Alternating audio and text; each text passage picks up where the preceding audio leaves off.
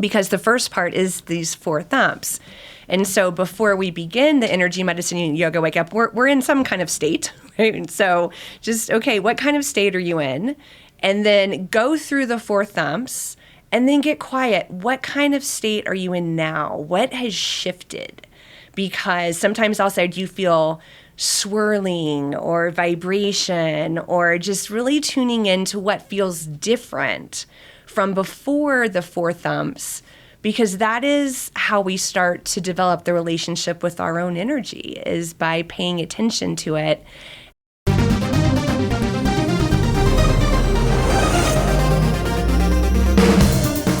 Welcome to the world of energy, where science meets spirit. Ancient wisdom merges with cutting-edge knowledge, and the possibilities for a healthier, happier you are endless.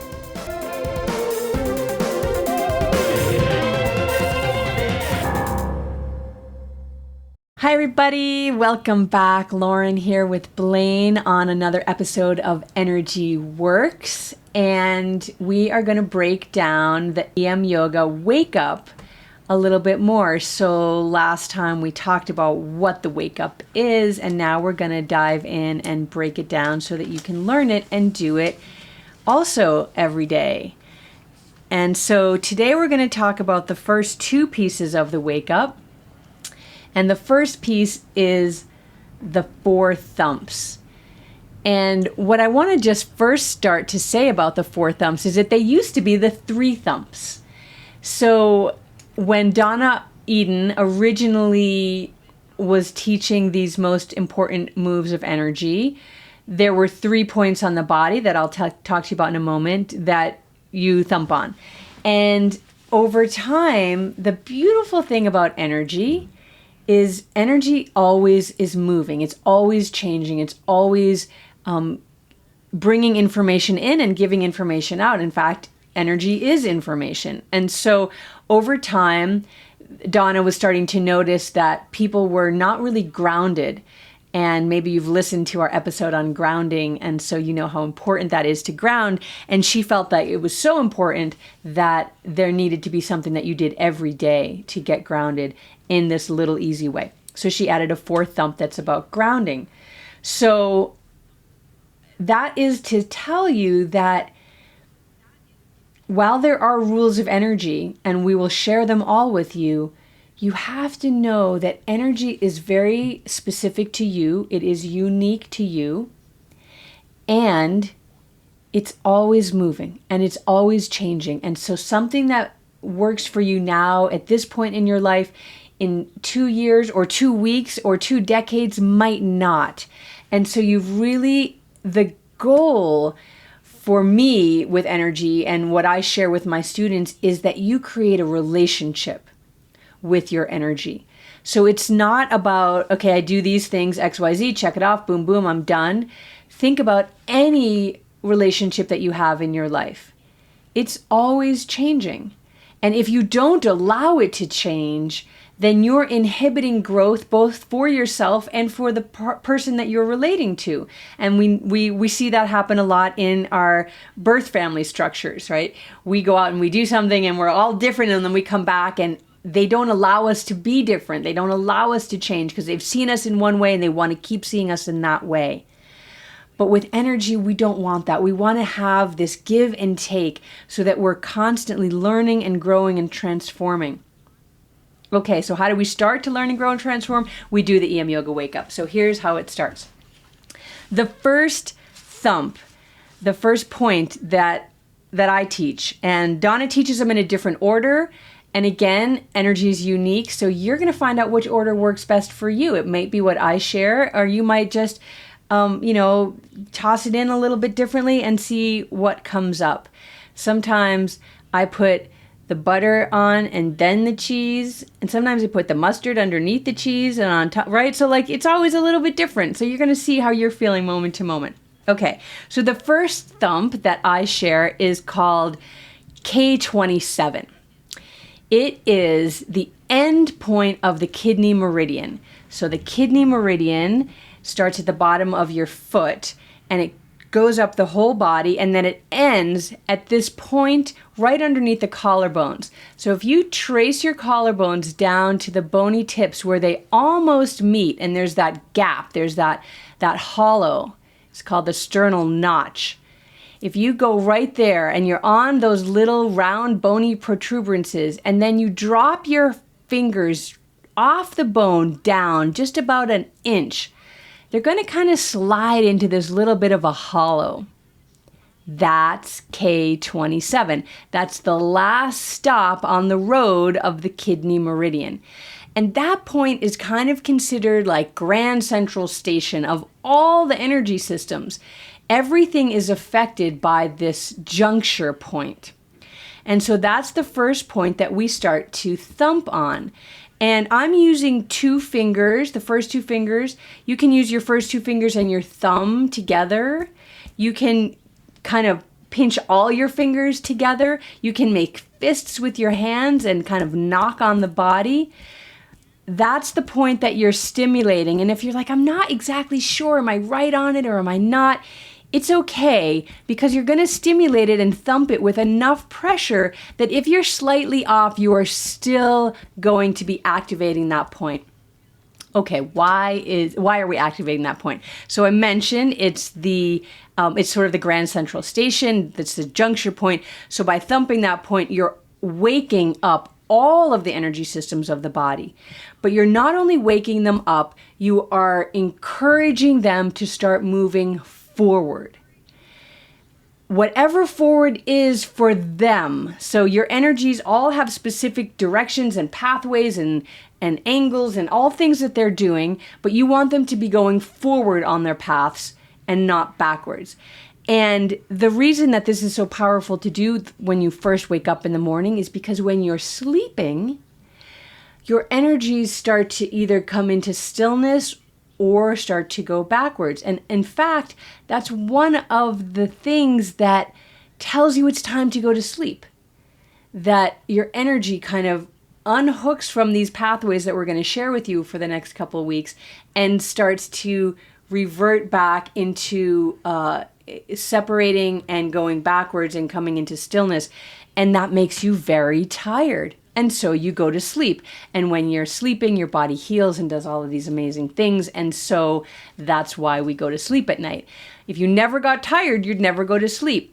But if you get tired in 10 o'clock in the morning or 2 o'clock in the afternoon, maybe you can take a nap. Maybe you have that latitude in your life to take a nap.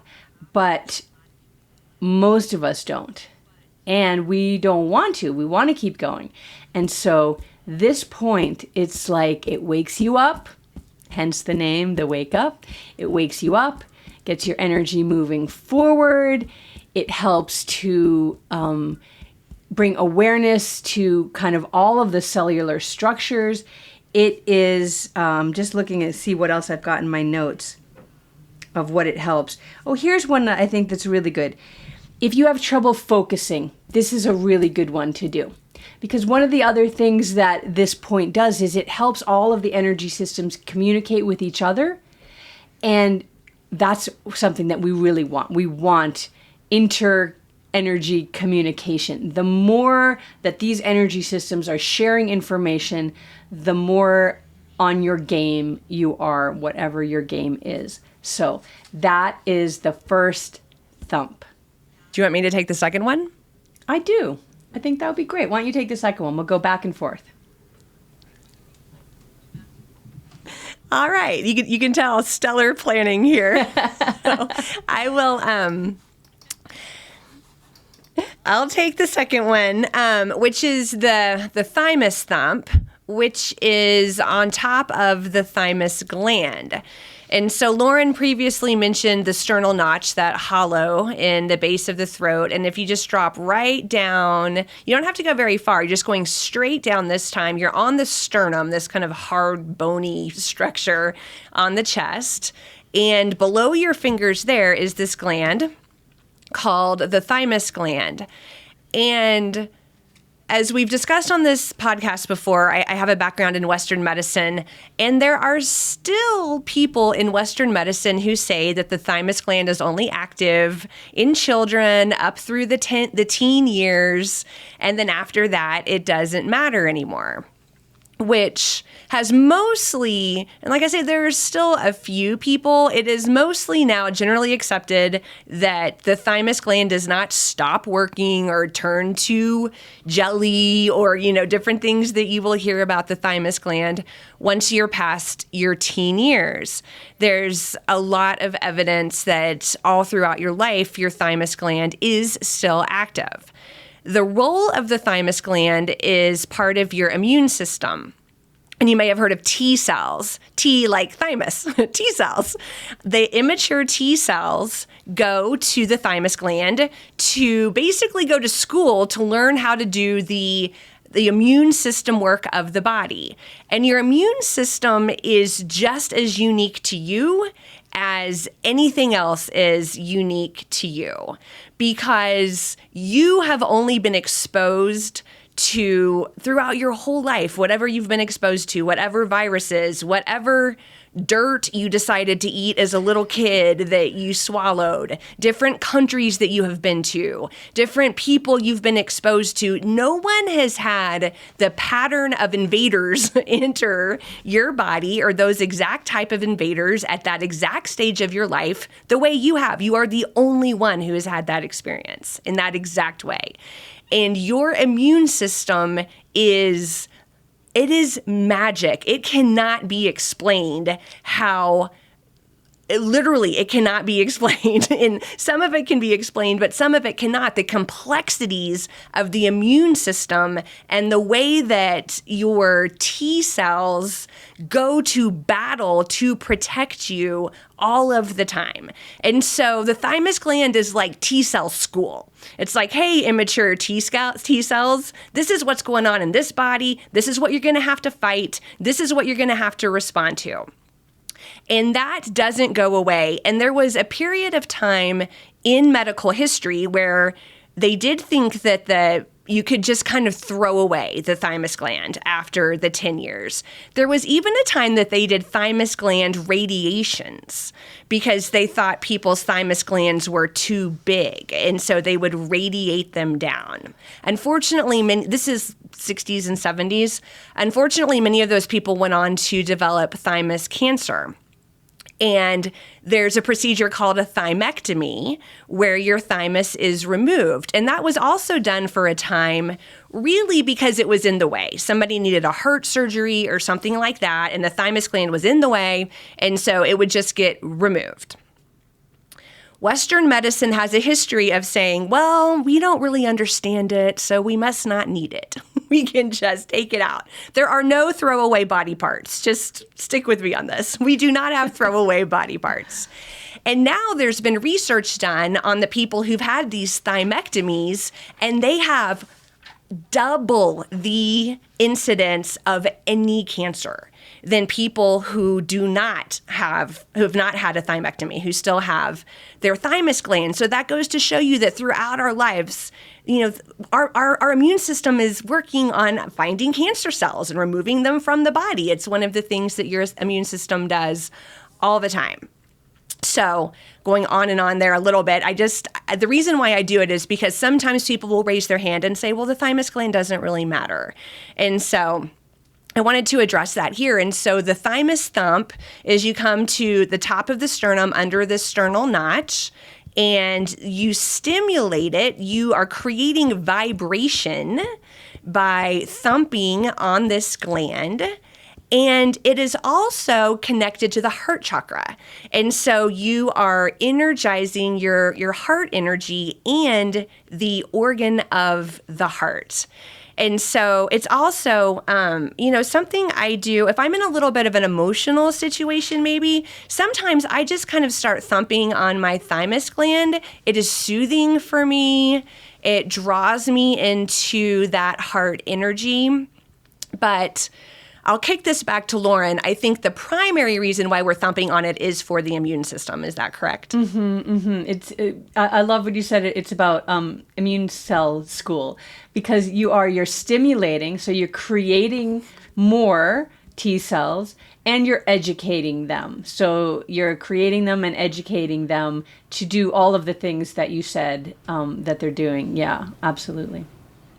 I just want to add one more thing about the Thymus Thump, because sometimes I will start with this thump. I kind of said you can really go and play around with it, which one you want to start with. But one of the reasons that I started to start the Four Thumps on the thymus, what you talked about, the uniqueness of you and your experiences and your immune system kind of grokking that, it's part of what makes you you.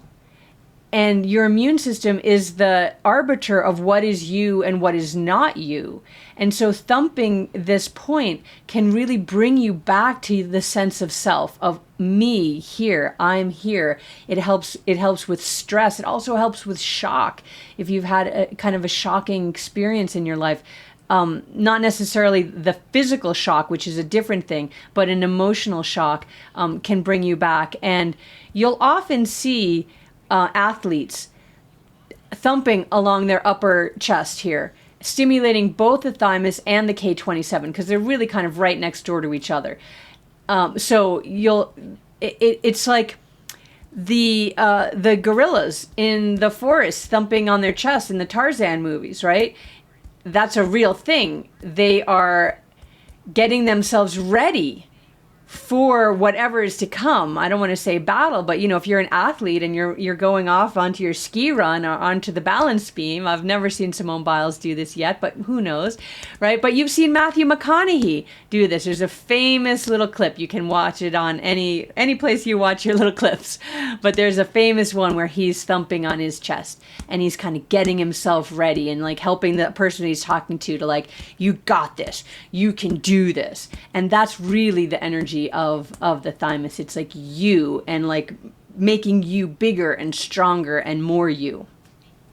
Okay, the third thump is the spleen thump. It's spleen 21. It's the last point on the spleen meridian, and let's see how I can show you. If you go onto your side body, if you like looked at yourself as a front and back and the side seam of the body on the exact where the front and the back would meet. And then you go from the armpit down about halfway. If you're wearing a bra, where that bra strap lands is pretty much where you're going to be. If you're not wearing a bra, you can imagine where it would be. You can kind of go underneath the breast tissue or the pecs and kind of then draw a line that's coming straight down from the armpit. Another way to locate it is it might be sore. And if you kind of go straight down from the armpit on that side seam of the body and you get to a point, you're like, ooh, that's a little tender. Likely that is this spleen point. It is, I talk about the spleen points as being like the chicken soup for the soul. This is the mom. This is the mom soup. This is the internal mother.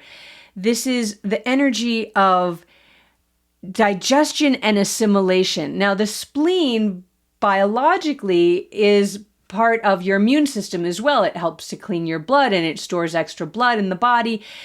But on an energetic level, it's about the assimilation of everything, anything you eat, drink, ingest, all of your experiences, if you had an argument with somebody or you had a beautiful interaction with somebody, that is your spleen energy integrating that into you. And the name of that point in Chinese medicine is called the Great Enveloping. So you think about that mom energy. And actually, if you give yourself a hug, you're actually kind of often can be hugging those spleen points. And, you kind of see that archetypal, the mom with her arms crossed. Well, if you cross your arms, but then you open your palms and let your palms rest on your body, you're covering those spleen points. And it's not like an angry, like, rawr. It's a loving. It's a loving gesture. The spleen points help to feed your blood, and it also helps you with fatigue.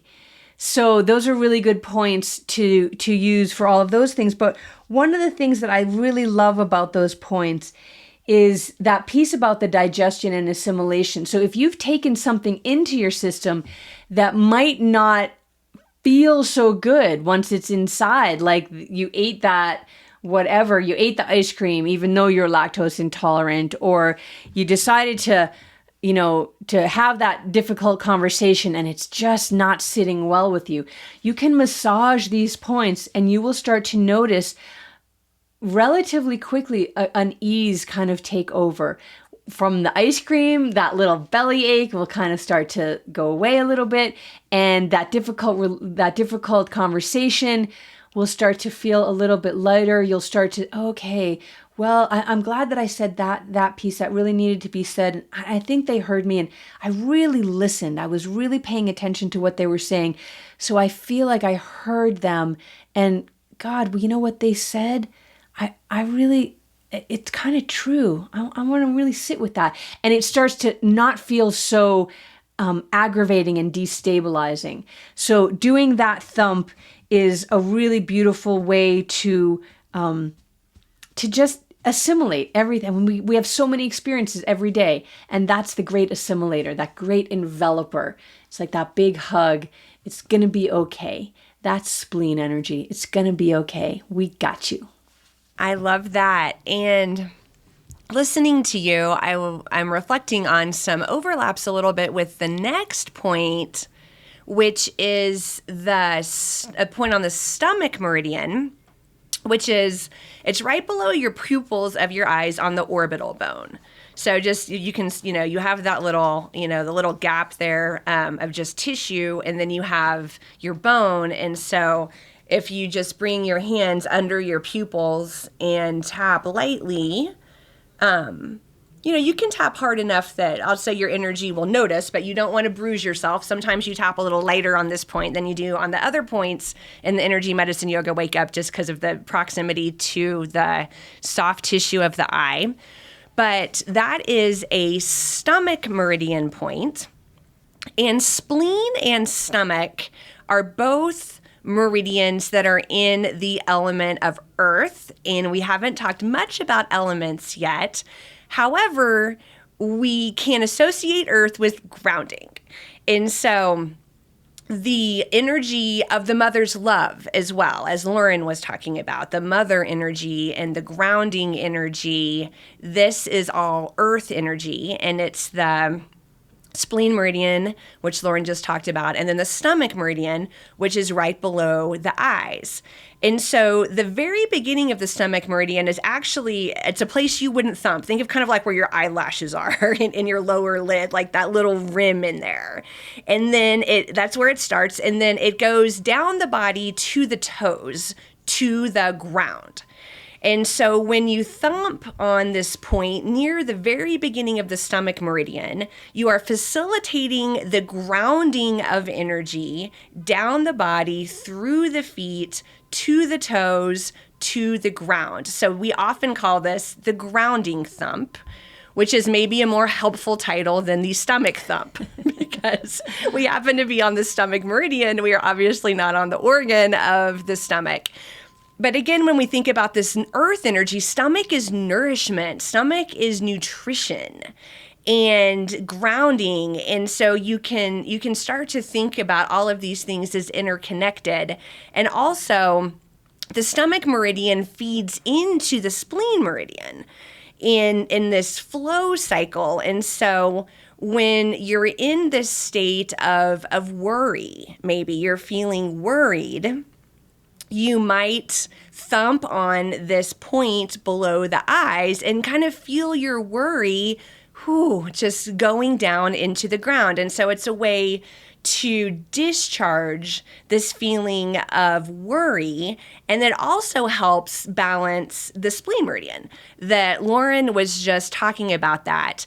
And these patterns that we can get into with being ungrounded, being worried, future thinking, past thinking, all of these things, many of them out of our control, right? If not all of them, we can start to habitually, by thumping on these points, start to relieve ourselves of those patterns, and so we can focus more into the present.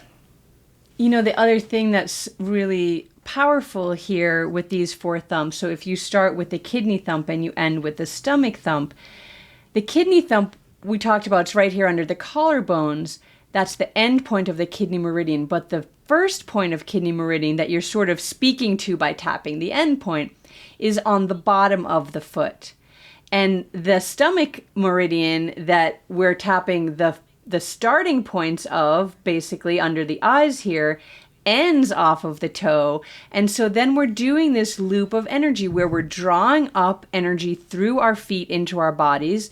Literally, we're actually doing that. We're drawing earth energy up, especially if we're barefoot on the earth. We're actually drawing that energy up into the bodies.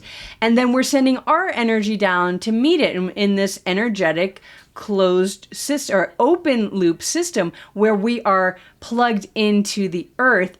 That creates the closed loop. So the energy comes up, it goes through us, and then it goes back down from us, back down into the earth. And so that's these four thumps that help to animate, wake up, help us heal, help us stay healthy, help us move forward in our lives.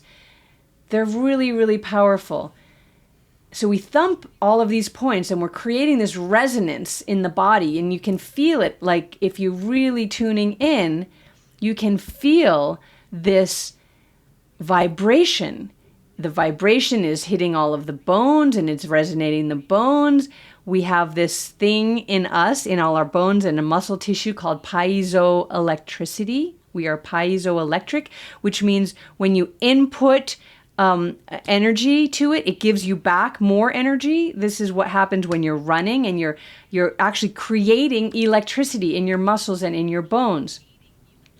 So what we do after we do all this thumping all over the body is we get very still. This is the second step of the wake up, is silence. We come into this stillness, into this silence, and listen. In that interior space, we're trying to hear, I don't like the word trying, we are listening for the communication intercellularly to see what is happening when we are stimulating these points in this way. Now, this might be beneath our awareness, or it might not be, but we're never going to know if we don't get quiet enough to listen. It's in these stillnesses, in the silence, in the space in between, in the sleep at night. This is when regeneration happens. This is when healing happens. This is when understanding happens. You don't understand someone's point of view when you're talking. You understand someone's point of view when you get still and you listen and you get quiet, and then you can hear what is being said. You can hear what your cells are saying, and you can hear what your intuition, which can rise up in that stillness, is telling you when it's got information for you, which it has all the time, but you can't hear it because you are talking, whether that's internally talking or externally talking, talk. And then you're not hearing the quiet beauty of information that is cascading through every part of your body. I love that, Lauren. That is, when I teach your energy medicine yoga wake up, that's very similar to what I invite students to do, because the first part is these four thumps. And so before we begin the energy medicine yoga wake up, we're in some kind of state, right? And so just, okay, what kind of state are you in? And then go through the four thumps and then get quiet. What kind of state are you in now? What has shifted? Because sometimes I'll say, do you feel swirling or vibration, or just really tuning into what feels different from before the Four Thumps, because that is how we start to develop the relationship with our own energy, is by paying attention to it. And I think it's a very good way to just tune in right there. It's an easy thing. Okay, I'm in a state, I do 4 sets of thumps, tune in. And just by practicing that every single day, you learn a lot about your energy just by this little, notice, do some tapping, notice again. I love that. I love the before and after, because we have to have everything energetically is relational. It's more in relation to something else. It can't just be it's more. What in more than what? Everything is relational. And so if you have this, how do you feel right now? And then you do this, and then how do you feel? It's really a brilliant way of positioning that. The other piece that I want to add to it is so many people, at least in our world, I feel, and hopefully you all will drop a comment in and let us know if this is the same in your world too. But in our world, a lot of people want to be able to see energy, like Donna Eden does. They want to see energy. They want to see the colors of the aura. They want to see the swirls of the chakras. They want to see all the layers of everything. They want to see energy. Well, the first step towards that is coming into that silent, quiet place of listening. Because experiencing energy might come to you visually, but it might come to you through sound. It might come to you through sensations. We've talked now about subtle energies. They're actually not so subtle. And when you get quiet and tune into them, you can feel them. I was about to jump off now. I'm going to finish that. You can feel them. And back 5,000 years ago, when the sages in China and in India were discovering the Meridian system and the chakra system and the auras and all of that, they didn't go to their bookshelf and open a book and say, okay, let's see, where does the stomach meridian run? Oh, okay, there it is. Stomach 1 is right there, and then stomach 2. I see. Oh, look at all the points on the stomach meridian. Okay, I got it now. Now I'm going to study that and learn that. I'll trace those meridians and I'll do these thumps. They didn't do that. They didn't have the books. There were no books. They tuned in. Deep, inner, quiet, silenced focus. And they felt the meridians. They felt the chakras. They felt the aura and all the layers of the aura. And that is available to each one of us as well. It's harder to do because you can just go grab the book, or you're on, your phone and a million distractions, and you're listening to music all the time, and you're listening to podcasts like you're listening to this one right now. And so we're constantly inputting sound. We live in a very loud world. So when you have the opportunity to get quiet, you can start to, in some small way, start to mimic the deep wisdom learnings and the pathways towards getting that wisdom and knowledge through your own instrument. So I encourage you to spend some time in silence. Next time you're doing something that you would just automatically click on the music, or you'd click on the podcast. Click on our podcast, but click off someone else's podcast and go into the silence, or listen to the podcast and then go into the silence and see how that changed you instead of just going to the next piece of input. Really, really valuable to give yourself that space. I think we covered this part of the Energy Medicine Yoga Wake Up, right, Lauren? Yep. We'll come back in the next episode and share the next steps. Bye, everybody. Bye. Alrighty, Energy fans, that's a wrap on another positively charged episode of Energy Works. Lauren, this is the part where we get to use our energy puns. It's been electrifying, hasn't it, Blaine? We hope you've enjoyed it as much as we have. If you're feeling amped up and you want to keep your energy flowing, be sure to hit that subscribe button on your favorite podcast platform.